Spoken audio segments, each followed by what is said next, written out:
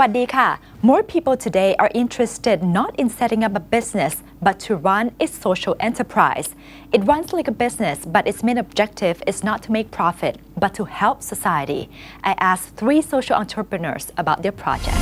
Tommy, what is a social enterprise? How is it different from NGOs or CSR? A social enterprise or a social business is an organization, a business that is set up where the primary purpose is to do social or environmental good. But is it a business as well? It is a business, very much a business. It's the merging, the blending of doing good and running it on business practices. So the people will be providing products or services that are good for communities, and those products and services also generate revenue.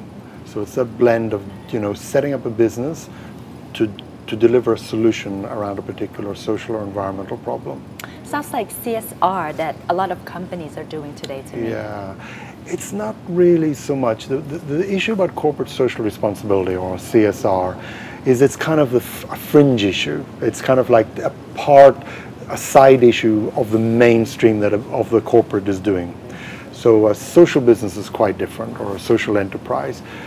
It is where social businesses, the primary purpose of the company is to deliver a social or environmental solution.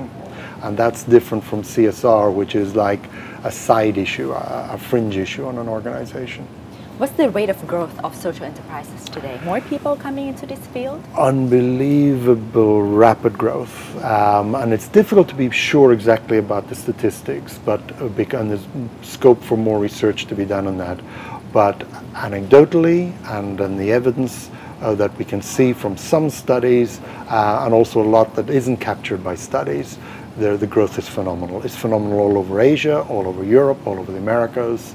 It's a real driving force now that's starting to begin to impact on the wider economies. Why is that? I think there's a number of reasons. I think firstly, governments are having to realize that they cannot provide all the solutions to social problems, and that they have to engage the community, and sometimes in areas of procurement of government services, they're working with the community. We also see that corporations themselves want to work now more and more with community organizations to help deliver some of the things that corporates would like to do. But the really big driving forces are new social problems that are occurring in our communities. And a new generation of creative people are coming through and saying, we could actually create a business to solve some of these problems. And so I think it's a mixture of what different stakeholders are doing, and also what individuals, their aspirations are doing. And then also the final one is like we as consumers, we're becoming more ethical in the way we do our own purchasing. And that's created a demand for many of these new businesses. Are there any particular areas or social issues that social enterprises tend to focus on? It is really across the board. So it's everything from health or from education to something like food, but also even the world of entertainment. We have lots of people who want to make films now with a social purpose, and to create wider awareness around a social cause.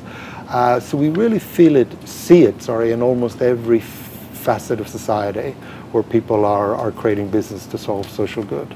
Even in the UK, in the running of prisons, we are seeing that there's work being done to convert prisons into social enterprises, where the state would actually give the community and run on sound ethical business the way in which we run our prisons. And so there's almost very few areas that haven't yet been touched by this field. Can you please explain the mechanics of social enterprises? I mean, the founder would operate it as a business, still earn profit as well, pay salaries, but still do something good for society. Is that how it works?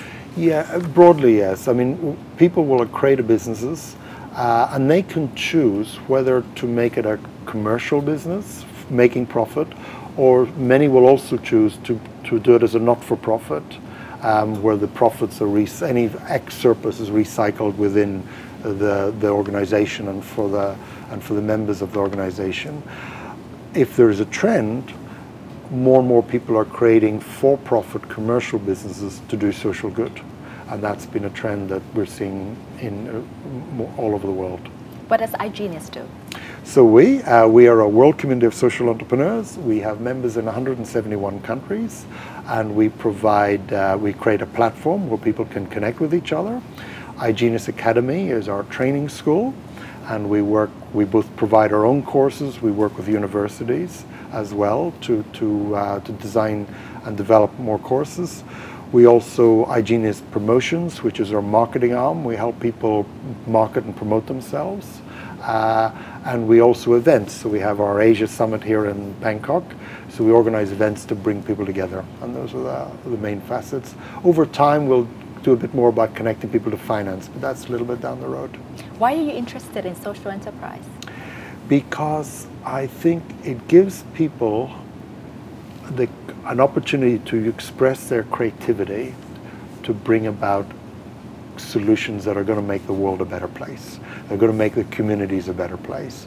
And I think to give the opportunity for people to express themselves and to do good is, I hope, a really enjoyable and fun and stimulating thing to be involved in.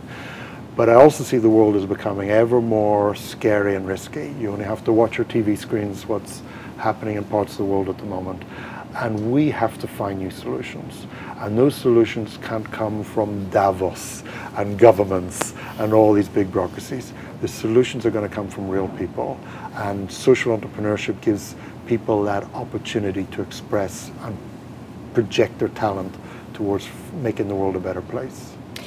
Does working in social enterprises mean earning less than the commercial sector? I never accept that formula. It might do, but often people can make a very good, decent living out of it. So it really depends on the area you're in. But one thing I'm certain is even those people who are making quite handsome money, when you talk to them, that actually is a secondary motivation. The real motivation is that the work that they're trying to achieve to make the community or the environment a better place.